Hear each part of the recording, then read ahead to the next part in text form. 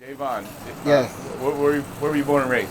I was born in Sacramento, California, and I was raised in Northern Virginia, yeah, for Fairfax County. Oh, gotcha. Tell me Yeah. about your home life. What was that like Um, in it Sac was it Town? was it was pretty good. My mom was in the military, so I grew up around like Alameda, California, Oh yeah, yeah. in Oakland. Then we moved back to Sacramento, where I was born, for a few years.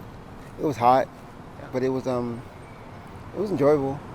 It was very cultured and mm, very educationally propelled or forward. Did you have siblings? I did. I do. One. Yeah. Older or younger? One older sibling. Yeah. And you said cultured. Cultured, yes. Tell me more about that. I'm curious.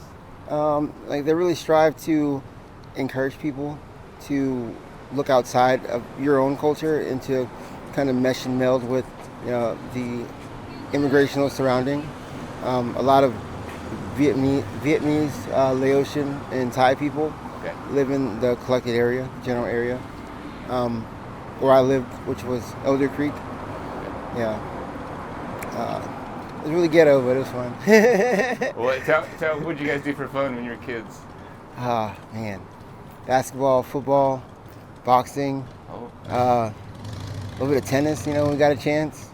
I was really into playing Pokemon, like cards and like Game Boys, and just roller skating. yeah, oh yeah, Yeah.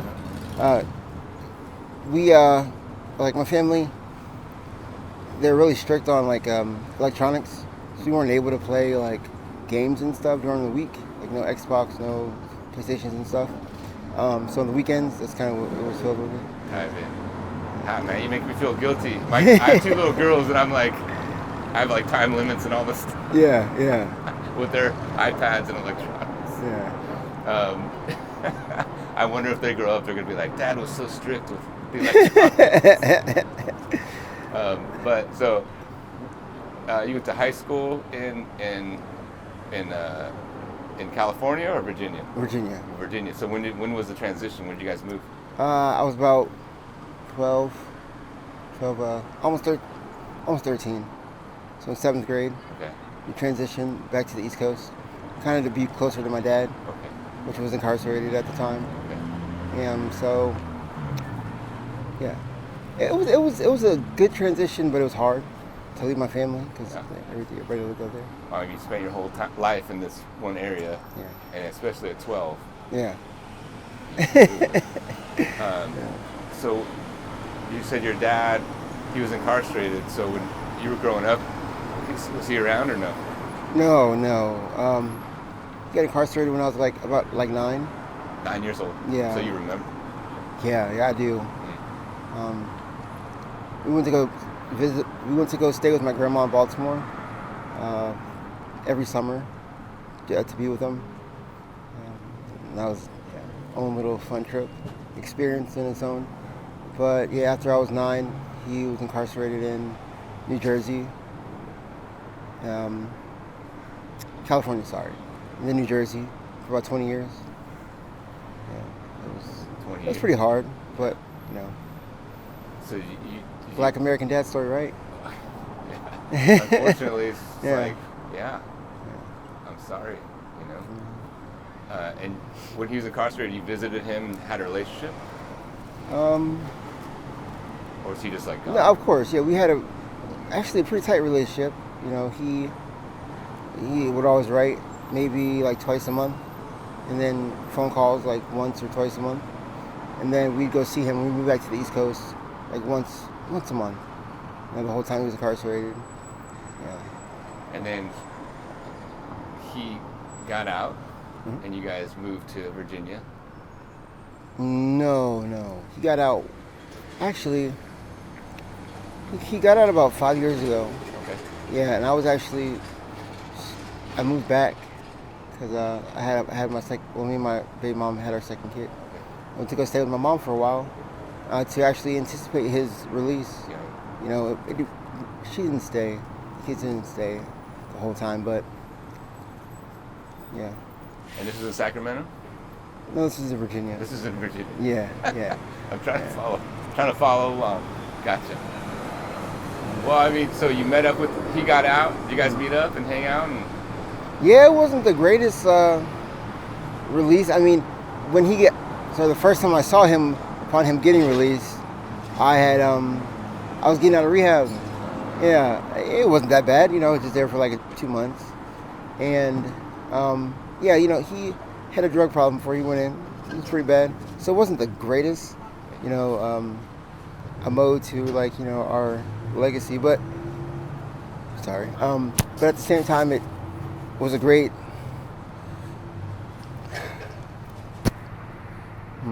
what's the word I'm looking for? It was great irony, you know, because what better way to show that we are all human and we all make mistakes than see your kid go through the same thing, but don't fall to the same, you know, to the same demons, you know, and actually stand up and eradicate them in some way. yeah, You know? It's yeah. kind of nice. I mean, you're getting out of rehab. It's like, Yeah. if you get out, my assumption is you're clean. Yeah, whatever that means. That's yes. I was well rested. Okay, Yeah, fair say the enough. least. Fair enough. Yeah. Okay, so I'm curious now. You mentioned your kids. Yeah. Tell me about them. When I was kids, I mean, I don't know what's really to tell. Like, you know, I grew up in like mostly military housing, Yeah. and then Oh, I was referring to your kids. my kids. Yeah, Oh, your kids. my kids are great. Yeah, man. They're How old beautiful. are My son is 9. 8. He'll be 9 next month. My daughter 7. they? Yeah, it's beautiful. They're both amazing kids. You know, I got no problem with them. You know, I miss them. Yeah. I really do. But like I said before, you know, the incarceration thing. There's no other way. You know, 'cause if you hold an individual to a standard, and they expect a life that maybe they don't even deserve, you know, they'll do anything to chase that dream, or chase that comfort. So taking away from anybody else's life is nothing to them. You know, so unfortunately, I can't see my kids as much as I want. But hopefully I can leave something for them to know that it's never been about what I wanted, but about what they deserve. So, Oh, are they in Seattle? in Auburn, actually. Auburn? Yeah. And you do see them whenever you want, you say? I do not. Oh, you do not? I do not.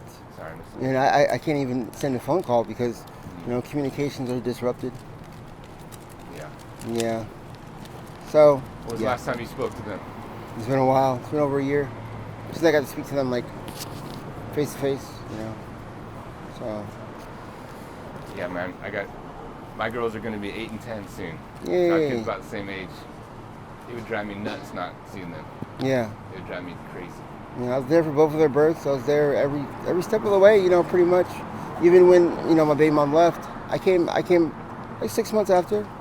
You know, didn't have anything, you know, lost everything multiple times. Just to be close to them, just in case something happened.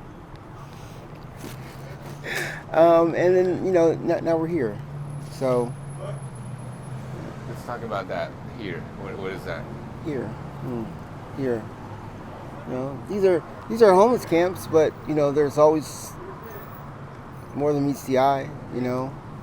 And if I have to say that I'm forced to be secluded or to segregate myself to a certain, you know,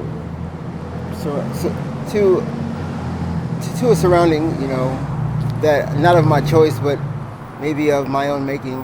I'm not mad about it, but I would rather maybe if there had to be a leader that they'd be able to like talk sometimes, like, you know, lead sometimes, you know, that'd be kind of cool. You ever heard of a CEO that didn't get to see, you know, or see anything, you know?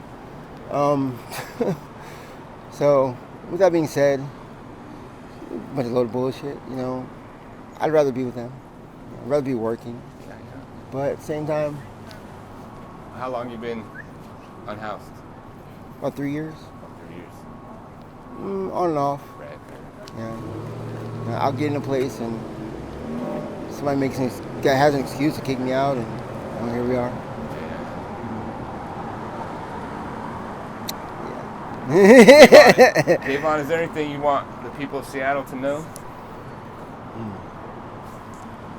Watch your back. Not from me, but from what will come to be. Tell me more about that. What do you mean? I can't tell the future, but... Well, sure. But if I could say anything, we've all been through a lot, and it's been unexpected. And, the only way to really get past or forgive ourselves for what we've done is to not place the blame, but to, throw flowers of love, not like red ones, but like yellow ones and pink ones and shit. So, I don't know. We're not lost. We're just stupid. I've met a lot of really smart people. Yeah. It has nothing to do with that. Yeah.